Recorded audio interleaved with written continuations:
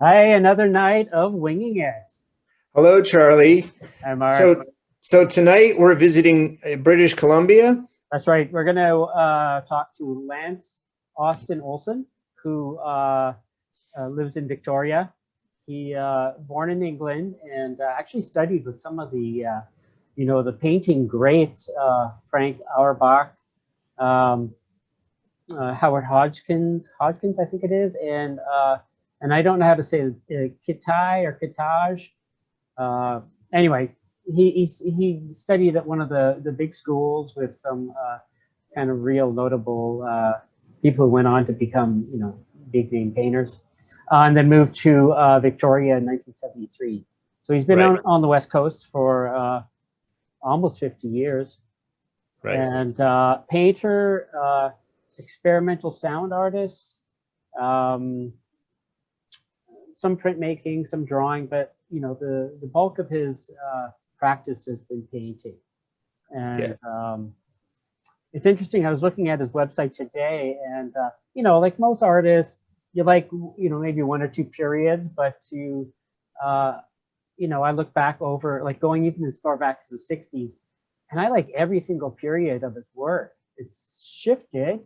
Um, there's kind of a transition in the '90s where it's kind of struggling with leaving behind imagery like figures and kind of yeah. figuring out how to uh, to create an abstract language for himself, which you see he's kind of working that out, and I can relate to that, as I guess you I certainly you can, can. because we both have done that. We And both oscillate. he's run the gamut of the modern art cause from a more sort of a pared down minimalist figuration to pure abstraction with Yeah, collage yeah, elements, which I really am looking forward to exactly. talking to him Yeah, about. yeah, yeah, yeah.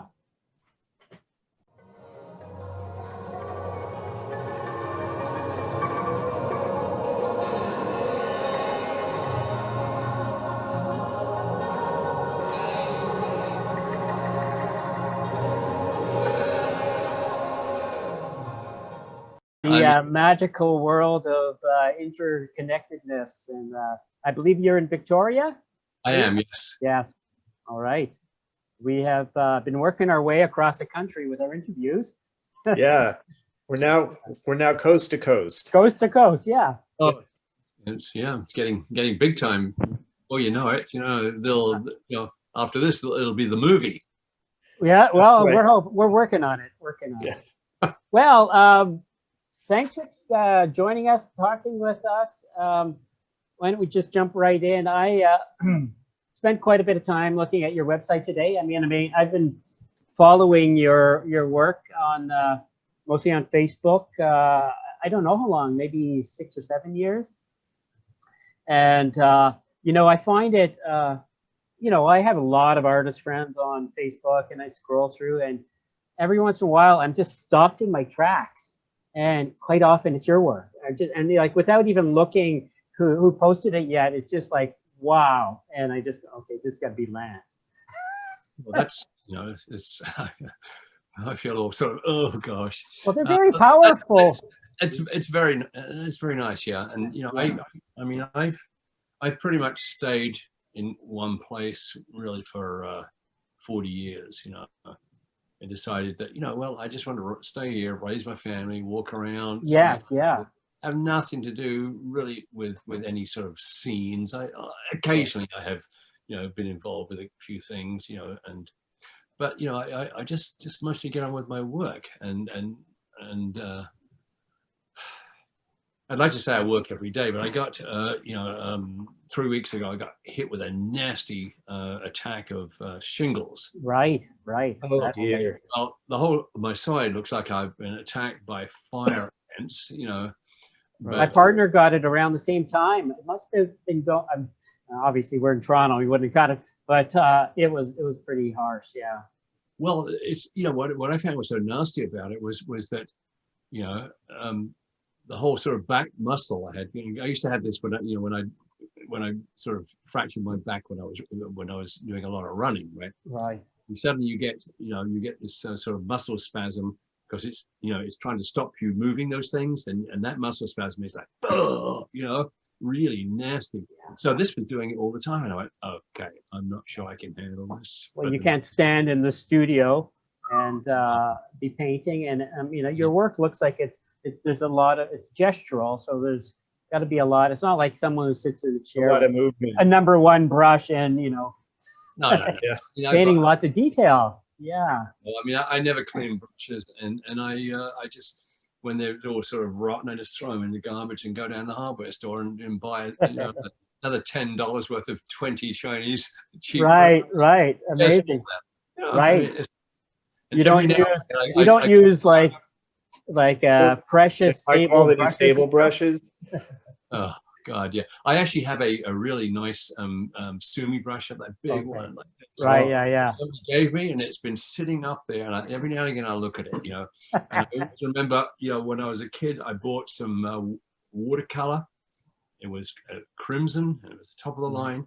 Right. And years ago, it was like $40. Wow.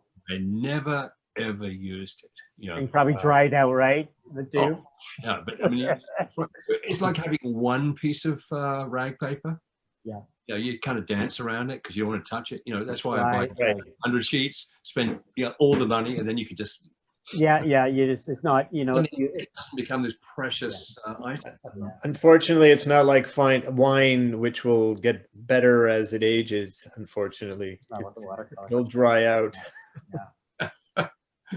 Well, So I yeah. want to jump in and just Mark and I were just talking before you came on that you grew up in England and studied with some of the guys who went on to be like the big time painters in Britain.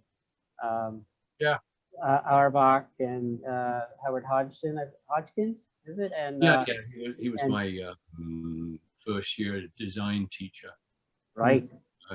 And you don't kind of remember this, except when I go back and I went, just a minute, I was in that guy's class. Yeah.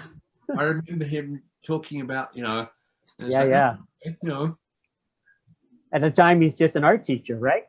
well, you know, they were all artists, you know, and Yeah. you know, I mean, I started there. I just turned 16. I mean, you know, the only thing Right. we were interested in is getting in a pub and, you know, and seeing if we could, you know, get some girl to like us. You Oh know? yeah. Yeah. No, I mean, the whole 16-year-old thing. I mean, that was it. You know, and Yeah. I was at you know, at this sort of art school as opposed to, you know, having to get a job after leaving right. grammar school. I didn't do too well at grammar school, you know, and it wasn't that I was stupid. It was just that I was really not interested in most of what it was saying. I can relate to that for sure. I went to an art high school, so I don't think I would have gotten through high school without like drawing and painting and whatever, lettering and illustration and all that stuff. Yeah. Well, what was really kind of amusing when I look back to me is that I was asked when I was at grammar school, it was like, who's going into art and who's going into woodwork, right? And looked at me and said, well, you're going into art, because I tried to make a dovetail joint in the class, and it was. And the odd thing is, like years later, yeah, I mean, I earned my living for 15 years as a carpenter. No way. So there you go. There you go. I had to make a dovetail joint, but luckily you don't need one to build a house. Yeah. That's right. Yeah, no, that's special specialty cabinetry and stuff, right? Exactly right. Yeah. Having been trained by some of these greats or mentored in art school, did anything that they taught, is there anything that they taught still with you today? Does it anything still carry over into your current work, or has anything carried into your work in the past? Well, and this is for any art students who might be watching this, who are in school right now wondering 40 years from now, will what I'm learning now have any application? well, interesting enough, I gave a lecture about 30 years ago at the University of Puget Sound to a bunch of rich kids. Mhm. Yeah, and I was at the end. I had an exhibition there, and at the end, the teacher was there, the instructor was there, said to the students, you know, do you have anything to ask? And then of course, nobody sort of asked anything. And then somebody said, well, you know, what should I do? You know, how do we, you know? And I said, pay attention. And that was it. That was my. That's all you can do, right? That's beautiful. Yeah. But to go back to your question, well, yeah, it not so much as to what they said, because most of it I can't remember anymore. You know, Right. I remember you know, people that were very, very committed to what they did. I remember you and Hugo, who taught us drawing. I mean, he was just so, you know, all those little X's and crosses that he would put and measurements he'd make on these figures. You know, we look at it and go, oh God, what the hell is that? You know, but the fact of the matter was, he made us really look. You know, he would say, I do not want an illustration of that figure sitting over there. Okay. Right. Yeah, because when people look at it, they go, and you go, holy shit, that looks great. You know, but it was an illustration of that. You know, so we learned to look. We learned to look at the spaces in between this and that, this. And yes, sure, it was like map making at that point. But what it did is it put something into your head, you know, and you began to look, so that when you actually looked at something now, you could sort of go, and it was not an illustration of what you were looking at. You know, because of everything that you'd learned by this looking and this straddling and this making a map of this figure sitting there. You know. That had a lot of sort of effect on me. I mean, I do not draw like that anymore, but I really owe him a lot for that, for teaching me really how to, you know, just look at this. How to look, right? How to observe more in a different way. Yeah. Well, your work has gone through a number of shifts. Phases. I mean, that work from I don't know, it was kind of like 80s, I guess. You know, we were all doing big, figurative. Seems to me like some of the influences, I don't know if there were actual influences, but I'm reminded of like Guston and some of the I think on your website you mentioned Auerbach in terms of the influence of like in pastel painting with the figure. Loose gestural brushstroke. And then of course there was you kind of went through the transition through some landscaping to the work you're doing now, which you know, it continues to evolve, but it's a very distinct. I mean, like I was saying earlier, when I come across your work on Facebook, it's very distinct. It's just like it jumps out of the screen at you. That's great.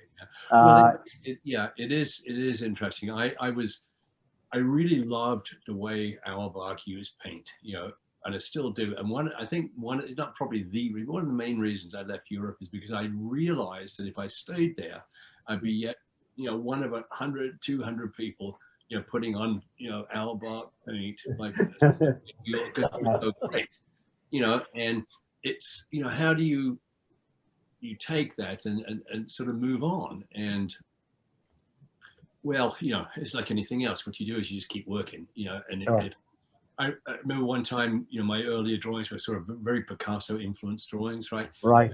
I realized, I said, okay, so if you're always going to look like Picasso, you might as well just sit here and draw the damn things endlessly, right? And by sitting there drawing them endlessly, Picasso, then you sort of, you know, and suddenly, yeah, exactly. These are actually not Picasso-like. They've moved on.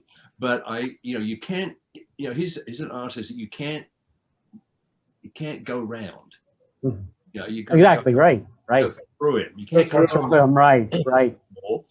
And so that sort of taught me, you know, if you know, if your paintings are going to look like Auerbach paintings forever, well, make sure they're like really good Auerbach paintings. Exactly. Yeah. So you know, just working it with, and I still every now and again I'll go back, you know, because I work, you know, very. Yeah, I mean, I started it is kind of gesturally, and I have done for a number of years now. Use sort of the same or similar forms and put them into different sort of areas. And so right. into different worlds, you know. And what I don't do anymore is I don't go, okay, I've used that, so I need to do one of these. I mean, it's kind of like saying I've used this color, this color, this color. I'm never going to use that again. We're going to invent some more colors. So I like to use, you know, a group of similar forms and organize them into sort of different worlds and see if I can do something different with the same things. You know, I mean, we use the same words and Exactly, right. something different, you know. So that sort of appealed to me. And the sort of seascape paintings, in fact, were never seascapes, right? They just end up looking like that. It was like, okay, these all look like big oceans. It was just lots of blue, the big expanse. Kind of, it's interesting. You're moving towards this more spacious work, and I know, I believe you're a practice in meditation. You still, or yeah, I've been at it for 60 years now. Right. So you know, it's, you can almost see some of that oceanic kind of you know, space happening in those works.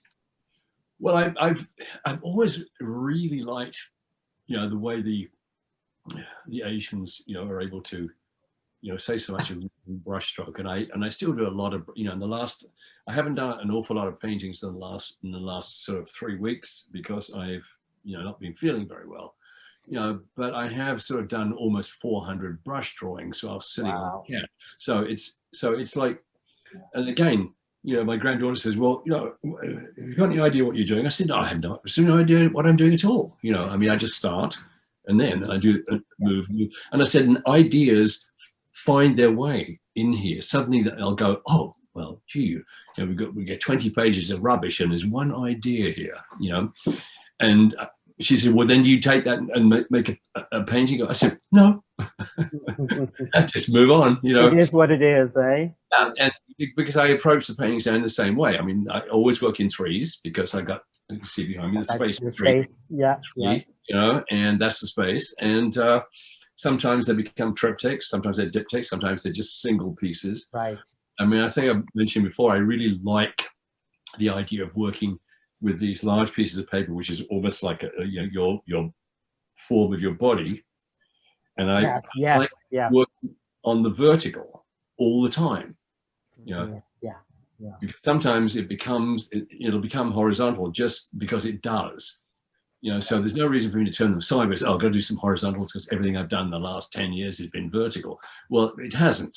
You know, because they become triptychs and they take their own, and I kind of like that. And this is something that I actually got from reading an interview with Francis Bacon years ago. He says, well, I have two sizes of canvases. I have the small one that I do the heads on, and I have the big ones that I do the figures on, and they're all exactly the same size, and I always paint them this way. And I went, you know, that's not only good for, you know, not having to worry about what size to make things, right, for storage, because they all fit in one space. They all fit into one, exactly. And for sure, and there is a challenge or an interesting carryover when everything's just there is that consistency of like you're saying, size and dimensions, and Well, for me, it always has had something to do with, you know, a lot to do with storage, right? I mean, I started painting on with oils. First of all, you know, was getting to my lungs, although I just love the paint. And I had nowhere else. I've kept the ones that I want, you know, and they fit this one space here. And then I thought, well, I got nowhere else to put anything. I'm not renting somewhere. All those big paintings from the 80s that before the sort of ocean-like ones were all rolled up under my house, and when I pulled them out, they were all stuck together, so they all went into the dumpster. Every single one of them. Oh man. Okay, this is where I got all my old oil paintings all stacked behind here, and I have a ladder to get up because I stacked my works on paper, and I always work on paper now. The main reason is that not just that the oil paint was bothering me, but I have nowhere else to store anything, you know. I mean, it's ridiculous. The paintings that I have from 1990s and that, you know, the oil paintings are all stacked in this corner here. and I just keep building up. Yeah. Yeah. So is that why you seem to be painting almost exclusively on paper now? Does that have to do with spacing and storage as well? And To have had two 50 packs of that time, I think it was 33 by 40-inch arches, Right. like arches 88, like the printmaking paper. Right. And that stuff is great to work on with acrylics. And one of the things that I found about it is by, if you run, just a damp wet brush or something like this, that it all bubbles up, it all comes up like this. And so you can then get another one and go this way, and suddenly, oh my God, this paper does things. So in other words, this is a way of finding what each piece of material does, so you can learn that. So you're not stuck just doing tricks, but you know what it does. yes, So you can use that. you know how to work with it and work within its limits, and maybe expand on those limits at the same time. But it's easier to store. And I struggle with that. I've got art for 35 years, and why did I think I needed to paint on plywood 4x6 feet? Right? Like there's a certain belief that they're going to be important. Someone's going to buy them. They're going to end up in a gallery. I got to do them big on this big, stuff with 1x2 wood in the back, and Absolutely. But, that's the same struggle. There is a certain elegance about working on paper. And I'm saying this not only because I work on paper by choice as well, and partly because of the lack of space in my own home for storage. But no, there's something, there's a traditional quality about it. There's a homey quality about it. And you can get some amazing vibrancy out of paper. Absolutely. Yeah. Well, I really like paper, and to be quite honest, you can glue the damn painting onto a piece of board, and Yeah, of course. Absolutely. and varnish it, and it doesn't look any different from anybody's That's right. Exactly. on board. That's But I really like the quality of the paper. I like the sort of things that it does, and I really came to like it. Acrylics was really weird, because I didn't start on acrylics till I finished with oils, and I'd used them before, not a lot, because they were always those horrible, plastic 60s things. Yeah. And you It's see all gotten these so much better over the years. Eh? Oh God, they were diabolical. They always drive with this sort of plastic, sort of dull Sure, yeah, film. yeah. And Yes. at the end, you could pull the whole thing off, which to a degree was probably improved a lot of the works. But they got good. I think I use a golden mix. Okay. Yeah. Right. I've worked with acrylic for about 30 years now, and they've just gotten better and better. And so the works behind you are then acrylic. Do you use ink or charcoal, or you kind of use everything, don't you? Yeah, I don't use much charcoal anymore. I usually do charcoal drawings, but again, it's dust, everywhere. Oh, okay, yeah. It's a small space, and I've got my sort of small amounts of electronics and things in here. Right. And I don't want dust to it. Right?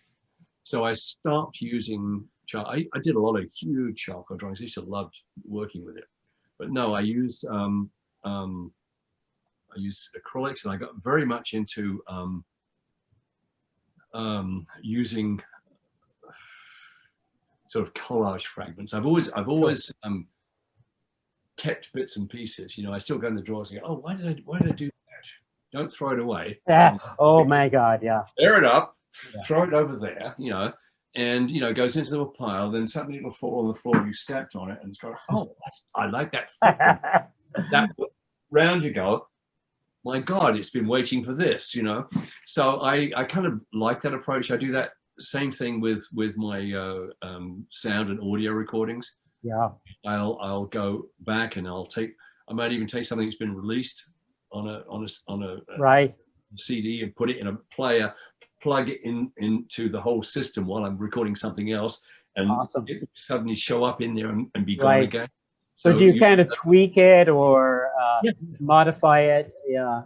Well, this might be a good time to because I did want to talk about your sound experimentation. Mark and I have a band where we do experimental sound in electronics, and so it's a big interest to both of us. And just curious how you got into that. I know it's something you've been doing for 20 plus years. How do you work? Well, I used to own a small luxury hotel that I built using credit cards and sort of bullshit, if you'll pardon the word. Sure. You could at the time. The banks actually didn't have everything that computerized, right? I managed to get the entire thing built before they realized that I actually didn't have the money to do it, and it was full and making money. So they were, well, I guess it's a fait accompli. Yeah. So I ran it for 10 years, and when I got out of that business because I had enough of it, I needed a job, because as long as I had the hotel, I was able to afford, Mercedes Benzes, this, that, and the other. As soon as I didn't, of course, suddenly my income went zip, no more income, right? Of course, I didn't save anything. I mean, I would buy paint and paper. Yeah. Feed the habit, right? Feed the habit. But anyway, to make a long story short, I got a job at the Art Gallery of Victoria as the guy in art rental. Okay. I didn't have to have anything to do with any curating or any of the sort of the stuff that would annoy me. Yeah, it was just like the little commercial thing, and it made no money, And so I stayed there for it was the first and last actual job I had, and I stayed there for 10 years until I finally, that was it. I was able to get my Canada pension, and I turned it into a profit-making organization, and they immediately turned it back to a not-profit once I left. Wow. I have no idea, but these things happen, right? But there was a young fellow working there in security 2 nights a week called Jamie Bruin, and I knew I'd seen him around somewhere before, and I said, well, so what do you do? He said, well, I do some photography. So I said, why don't you bring something in so I can take a look at it? So he brings in this portfolio, these absolutely stunning photographs. Holy shit. So I got him an exhibition with these things, right? But then he starts talking to me. He says, I was thinking about what would happen if we went blind and couldn't paint anymore. So I was thinking we should, do some sound stuff. I said, oh, sound stuff. Okay, well, I said, I don't actually play anything. He said, oh, no, it doesn't matter. Well, let's think about what we can do here, right? So he said, well, you've been working on those engravings, haven't you? I said, oh, yeah. He said, well, why don't we just get some mics and we'll stick them on the engravings, run it into a computer, and we'll see what that does. Well, that's kind of where it started. And I went, that's very interesting, because I hadn't even thought about it. Although thinking back years ago when I was the sort of end of being a student in England, I had this dream that I was going to live in California. I was going to have this big studio. I was going to have all this experimental sound shit everywhere, big paintings, right? It was just like this dream. But then I found myself in Canada doing these not quite as big paintings in this small studio, but working with stuff. And working with just anything that made sounds, and of course everything makes a sound. Absolutely. So what it comes down to for me is when I put together something like a score and send it off to someone, mostly I don't care what sounds they make. What I care about is shut up when it says shut up. Mm-hmm. Because for me, a powerful shape on a piece of paper. There's the shape. You start filling it all in like this, it's gone. And the same thing, this sound, wow. And it's surrounded by quiet, although not quiet, because of course we have ambient sound, the lights buzzing, this guy, chainsaws down the road, airplanes going by. So all of that stuff becomes something interesting, So you include the ambient sounds, a lot of it, yeah. There are times. I mean, you don't want everything. For example, you may make a great recording in a church or something, and it's got a light that keeps going and you like that. But if you put that in, and then you release that, and then somebody else takes that home, right? And they've got their own ambient sounds going. Suddenly, Yeah, the yeah. annoying sound that's in there. So I think you have to think about, Okay, right. does it add something, or is it just an annoyance, or is it just, well, I'm to hell with it, I'm putting in everything because it's there. Yeah, yeah, I've got yeah. 72 pencils, and I'm going to use every color on Yeah, every pencil. yeah, exactly. Yeah. Then, when I want to start working on some sounds, then I move about 2 steps this way, and sitting on top of all my collection of brand new rag papers, I have my sort of work area for sounds. As you can see, that's all stacked up with stuff too. Speakers up there, cello up there. I mean, every shelf is just crammed with stuff. Okay, down here on the working surface, I work on top of the paper. I have the computer sitting here, mixer, a guitar here, and over in this area I've got a couple of other mixers, an interface, reel-to-reel tape recorder, and all my bits and pieces, my small and portable guitar.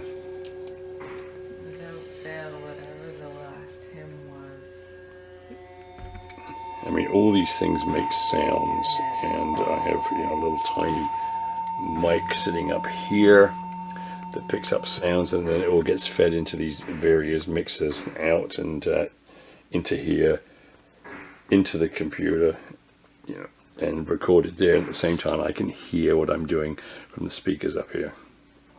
Well, you had asked me a question about what I'd gotten from people like Auerbach, and one of the things that I got really was his sort of attitude that there really isn't anything better that he could do with his life than the painting. Okay, That's So dedicated, right? Yeah. right. And Yeah.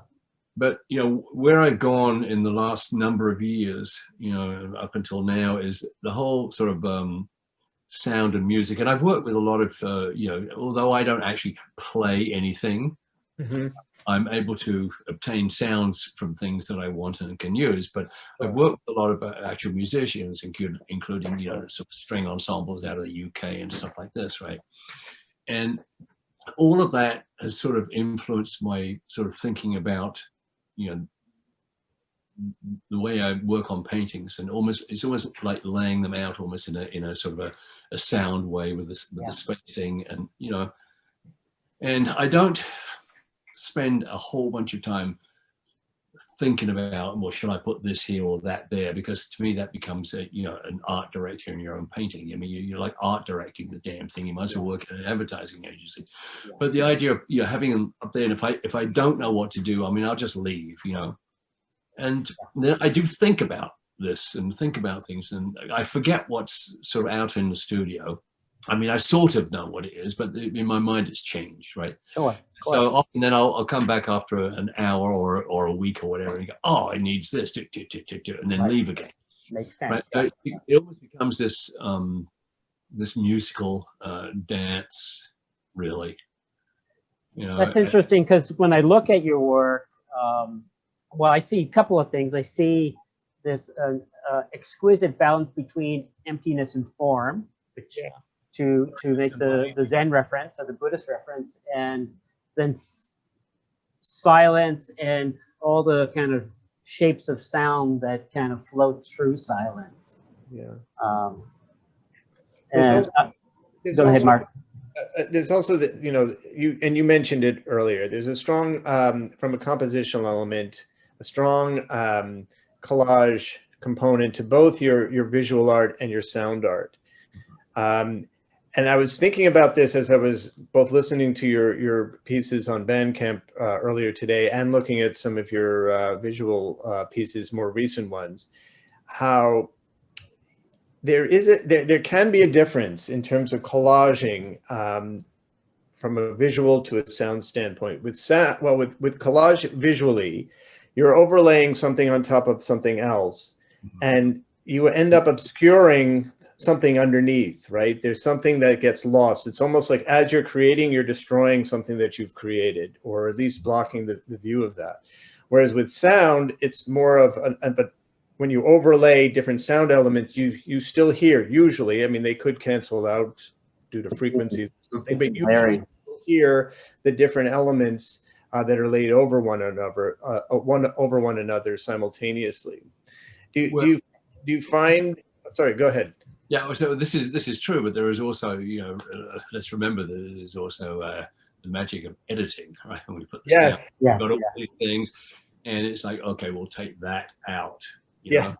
So yeah, you can leave it in there, or you can take it out. I mean, do you find with the visual collage, are you kind of editing too? If you're sort of saying, I'm going to cover this part here because I don't like this as much as all this over here, or do you sometimes go, I don't want to cover any of this, but I want this in there? Well, often, and sometimes I'll just, if I'm not sure what to do, I may just take a knife and just cut the whole damn thing in half, and turn it off upside down and put it there.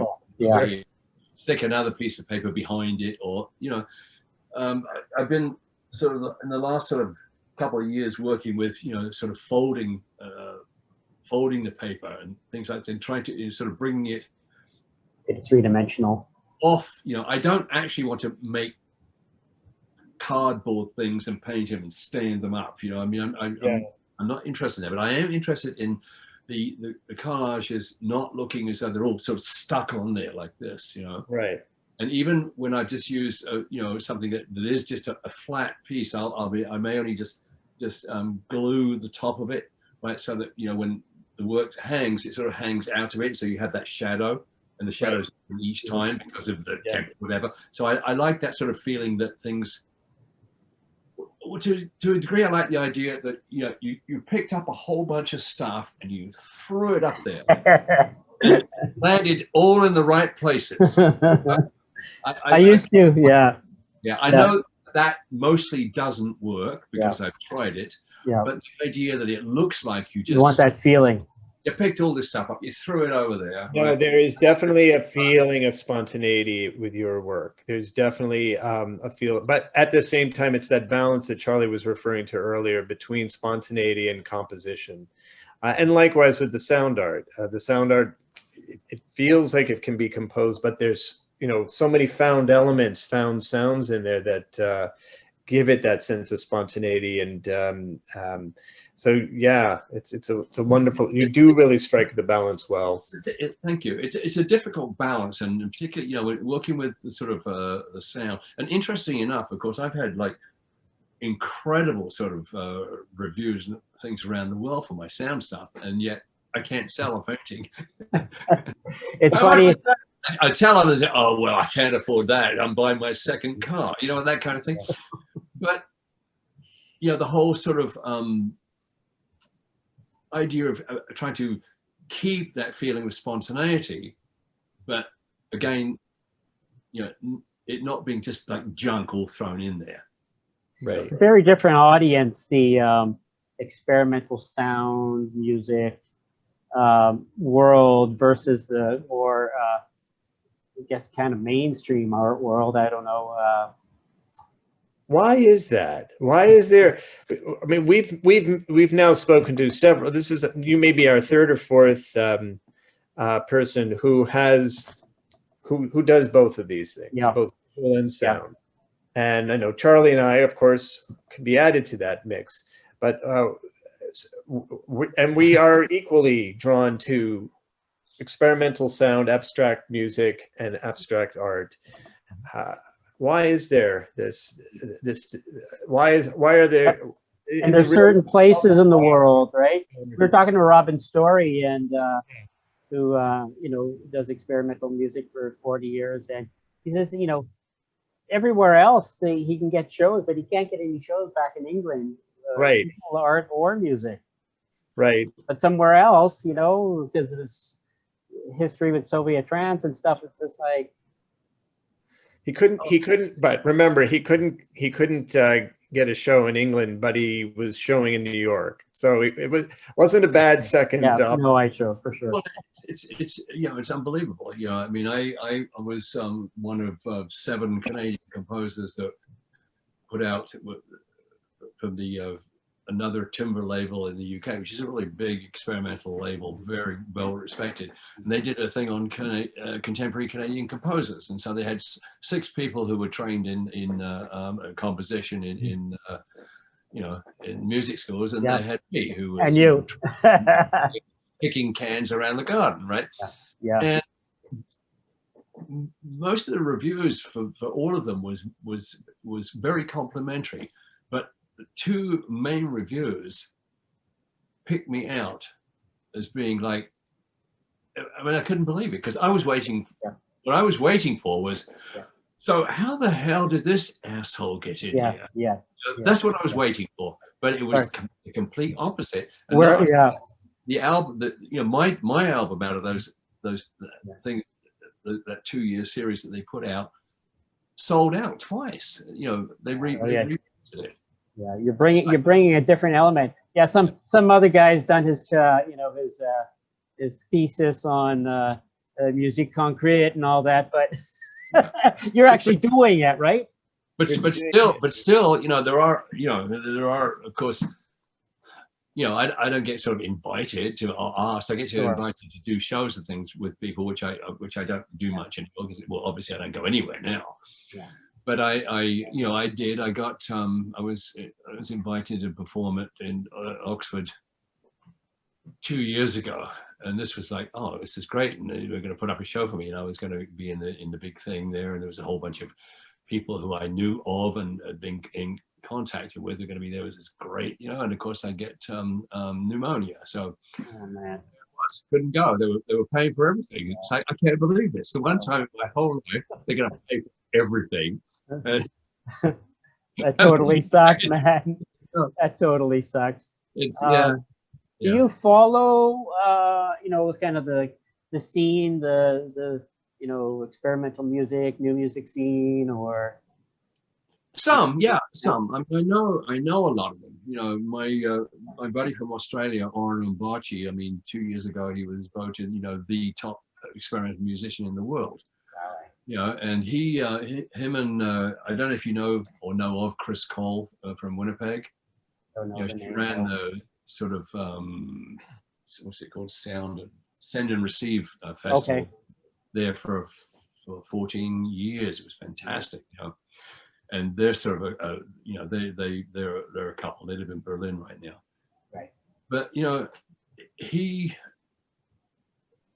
I mean, he's the only guy that I know that actually makes a living doing this stuff. I mean, he has an agent, everything. He's kind of like the Elvis Presley of the of this thing. Well, there's a few of the electronic people like Eamon Tobin who, like, they do kind of piece together sound, but they put a beat to it, and they're like, you know, selling 100,000. I don't know, Tim Hector or whatever, also experimental, who sold 100,000 copies of his last CD or whatever.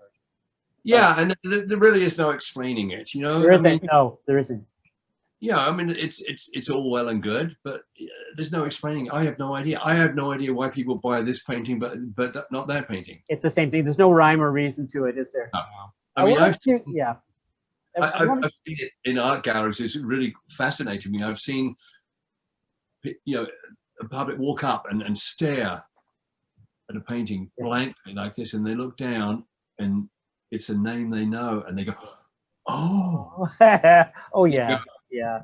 There it is." Yeah. Discount name recognition. It's the name. It's Power of name. Oh, it's yeah. We don't. It's very odd, and I have no idea how that happened. I wanted to shift a little bit to ask you if your Zen practice influences either the music or the art. Oh, I'm sure it does. I mean, it's not the same thing, but on the other hand, you know, when I sort of become one with what I'm working on, and I'm not thinking or intellectualizing it, this is when it actually works.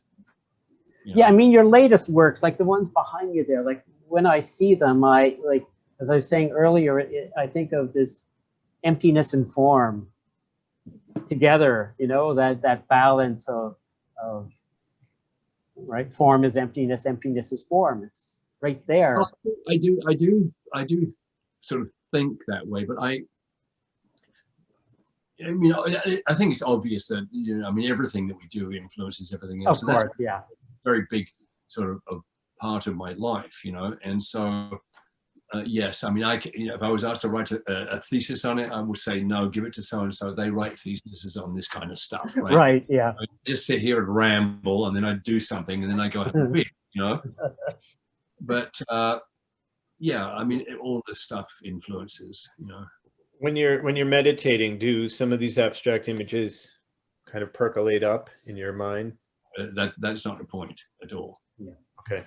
If anything comes up in you, and when you're sitting, you know, in Zen, you just let it go.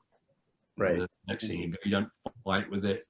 You just let it go. So something might come up. I mean, I was sometimes sitting there and I suddenly see, oh no, I can see a face in that piece of wood. Shit. So yeah, okay. So you let it go, you know, and Curious, is there I trained at the Zen Buddhist temple here in Toronto, and do you have a temple you go to, or a meditation center, or you just work? well, we had a group that we go to. I haven't, you know, my wife and I stopped going now a couple of years ago. Sure. It doesn't make any difference because it doesn't change what we do. I mean, the problem was, yeah. again, this is almost like the storage problem. They moved the place to a place where she could not get up the stairs because she got a very bad back. Okay. Yeah. And so it was okay. Yeah. Can't come anymore. You know. So so it is. It's like the storage problem with why you work on paper, right? Okay, I work on paper because it fits there and I've got it. Yeah. You know, I don't come to the Sangha because I can't get up those stairs, and so I have a cushion at home. I got a wall at home. Yeah. All you need, right? You adapt. You just one more question I wanted to ask you is, I'm curious how you mount your work when you show them. You just pin them to the wall, or do you do that? Yeah. Yeah. I mean, the other thing you can do is, I mean, you can use a little small bulldog clips and hang them. Right. Well, here in Toronto, a lot of people have been doing where they put screws in the wall and they put these tiny little magnets on the. That's sort of popular as well. Yeah. I mean, given that I staple the rag paper on the wall with a stapler. Yeah. You know, oh, there's holes in it already. You know. Yeah. I got push pin holes all over the place. Yeah. Yeah. I mean, sometimes I'll, you know, if I don't like the hole there, well then I'll put the date there. Right. Reason signed collage over it too. Yeah. It's always collage something over it. Exactly right. Yeah.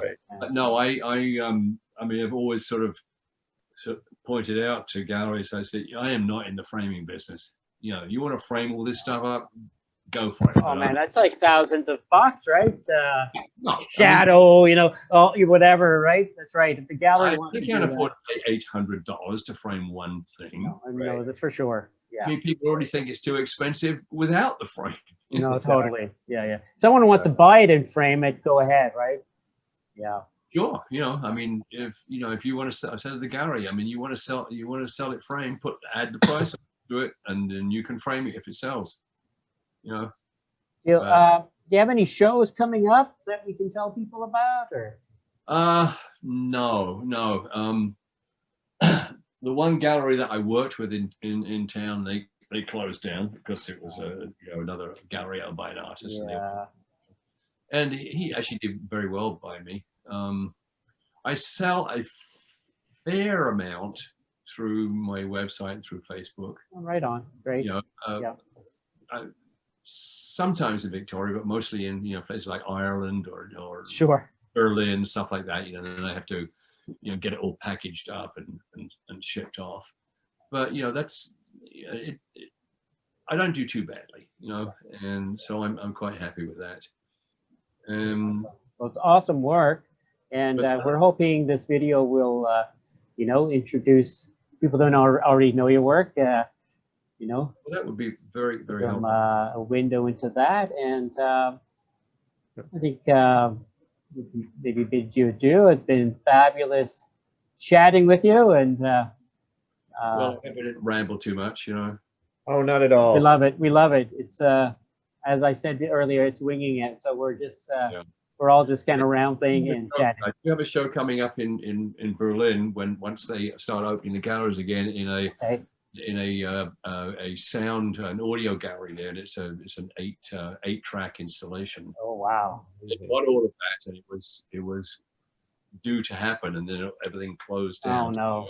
No. Whether it will happen or not, or whether it's going to be another sort of Oxford University travesty. So it's like an eight channel kind of installation with different Yeah. sounds coming through each channel. Yeah, well, the whole piece is a Oh. piece I did with a guy in Norway, and then I had to have it altered by a fellow in Washington that does mastering and puts all these so that Sure. they Yeah. on 8 channels and a subwoofer. Wow. I had no idea how to do that. Right. Oh no. There's always someone who does know how to do it. Absolutely. So, files and it comes back. Here it is. You know? Yeah. Oh man, love to hear that. Amazing.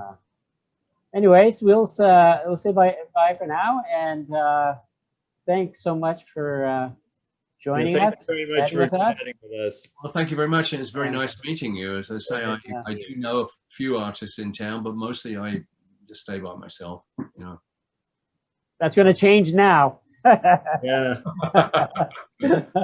All right, man. You take care. Great Right? connecting with you. Thank you. You take care. Thank you very much. You're very welcome. Take care. 15 devils. Just waiting.